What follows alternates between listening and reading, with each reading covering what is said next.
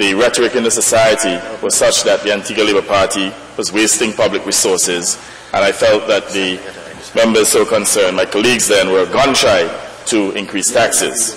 The UPP came on board in 2004, and rightfully so, increased taxes. However, our issue with the UPP at that time was that they had increased the level of taxation by too much, too soon.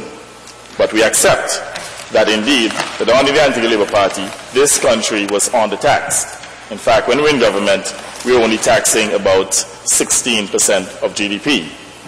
And evidently, that was too low. So as a result, that obviously created significant pressures on the government meeting all of its obligations. Now, Madam Speaker, in 2004, when the personal income tax was reintroduced, it was actually reintroduced as a stabilization fund. And, Madam Speaker, we were told in this Honorable House that it was a temporary measure designed to stabilize government's financing. Now today, several years later, Madam Speaker, this initiative is still on the books. You'd also recall, too, that when the ABST was passed, that it was indicated that subsequent to the passage of the ABST, that the stabilization fund, or for that matter the personal income tax, would have been repealed. Now, we are aware that the ABST yielded an additional $100 million in taxes, which means, Madam Speaker, there's absolutely no reason for the personal income tax to remain on the books. Now, the personal income tax is not being utilized to fund development. During the last budget debate, Madam Speaker, I examined 7 items of expenditure, namely vehicle expenses, miscellaneous expenses, travel, consultancy fees, subscriptions and contributions, investigative fees, and food and beverage. Those 7 items, Madam Speaker, were budgeted this year, 2009, to be in the region of $85 million. The budgeted amounts for those 7 items of expenditure for 2009, Madam Speaker, is $85 million. Now, Madam Speaker, in 2004, under the UPP, those 7 items of expenditure were actually budgeted for under $15 million. The same 7 items. So what they have done, Madam Speaker, is that they have actually ballooned expenditure. And whereas the UPP government was successful in taxing the people of this country, in increasing revenues by an additional $400 million, by virtually doubling taxation from $420 million to in excess of $800 million, they have been dismal failures, Madam Speaker, especially the Honourable Member for Rural East, in controlling expenditure. Even the IMF, in its Article 4 consultation, which was done, I believe, about July, August of last year, was actually very critical of the UPP government in their failure to exercise constraint on expenditure. Now, there is some deception, Madam Speaker, in the tweaking of these bans, and I'll explain why. It is obvious that we are now in an election year, and what the UPP government is seeking to do is to appeal to the electorate, especially those who pay the personal income tax, namely the middle-class elements in this country, that they care about them and that they're trying to, as they would put it, ease the squeeze. But if that was the case, Madam Speaker, one would have expected a substantial reduction in those bans. I see from the estimates of 2009 that the budgeted amount for personal income tax is $55 million. Now, in 2007, Madam Speaker, the actual, that is the amounts that the personal income tax yielded, was $50 million. It means, therefore, Madam Speaker, that the taxes are increasing by about $5 million a year. That is, the personal income tax is increasing by about $5 million a year, because it moved from 50 in 2007 to 55 in 2008, and is budgeted in 2009 to remain at 55. So, in the absence of any analysis from the Honourable Member from Rural East, Madam Speaker, it suggests to me that the savings, if there are any at all, would be a maximum of $5 million. Now, Madam Speaker, we are of the view that this particular tax should be eliminated in its entirety, especially considering that the funds are being utilized to fund government excesses, wasteful expenditure.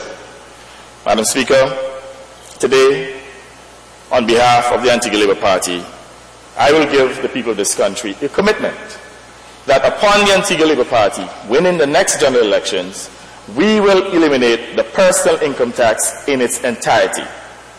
By so doing, Madam Speaker, we will put $50 million back into the pockets of the ordinary citizens of this country. And that will be part of our economic stimulus package in order to stimulate this country's economy in light of the global financial crisis that is impacting on all countries.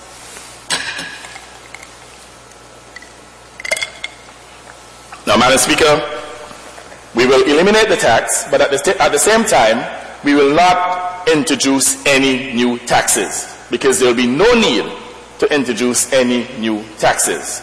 What we will do, Madam Speaker, is that we will ensure that we control wasteful expenditure.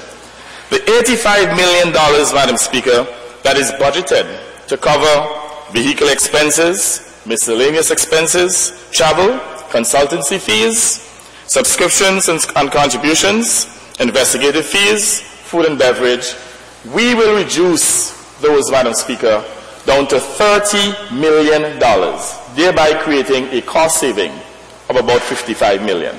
Now, $30 million, Madam Speaker, is still twice the amount these expenditures were back in 2004. Because as I said earlier, they were initially at $15 million when the UPP came on board in 2004. Today, those are projected to reach $85 million. So for instance, Madam Speaker, whereas the UPP government spent last year $8 million in investigative fees, the Antigua Labour Party will spend zilch, zero. Because at the end of the day, we will not utilize the scarce tax dollars of this country to go on a witch hunt to pursue members on the other side. We will allow the justice system in this country to work. And we know, Madam Speaker, that many of them on the other side are in contravention of the Prevention of Corruption Act as well as the Integrity in Public Life Act. And we'll allow the justice system to deal with them. I've made this point before. A head of state, fortunately or unfortunately, went to prison previously in this country without the then government spending millions upon millions of dollars hounding him to put him in jail. And I'm saying here, Madam Speaker, that when we win the next general elections, we will not spend $30–40 million pursuing anybody on the other side. We'll allow the justice system to deal with them for their transgressions. Now, Madam Speaker, that's $8 million. And you recognize that Comrade Asset Michael just won his case. That $8 million that was spent in 2008 was utilized primarily for the witch hunt, the political witch hunt to jail members of the Antigua Labour Party. Now, who benefited? Obviously, the attorneys, including the external attorneys who they have to pay, Madam Speaker. And I can say here that the UPP government would have incurred at least an additional $30 million during the term, during the tenure, Madam Speaker, in investigative fees, which, in essence, would have gone to naught. Because at the end of the day, you ain't locking up anybody over here. You ain't jailing anybody over here. So they are wasting our scarce resources, Madam Speaker. And I want to put it to the Honourable Member for Rural East, the Honourable Prime Minister, that those funds, Madam Speaker, could have been better employed in improving the living standards of the people of Rural West, the people of Grace Farm and Green Bay. Those funds, Madam Speaker, could have been better utilized to improve the living standards of the people of Point and Villa. And, Madam Speaker, we don't have many things in common, but if it's one thing we have in common, we represent two ghettos. And we must learn to prioritize as politicians in this country. You can't have your people suffering, living in substandard housing. Some people don't even have food to eat, Madam Speaker, while you're wasting millions of dollars trying to put people in jail. Madam Speaker, that is misbehavior in public office. And I believe that the people of this country should punish the Honourable Prime Minister and is on the ministers for wasting the scarce resources. It is misbehavior in public office, and I hope, Madam Speaker, I pray that the member for Rural West loses his seat at the next general elections, because he knows better. He grew up poor, Madam Speaker, and he ought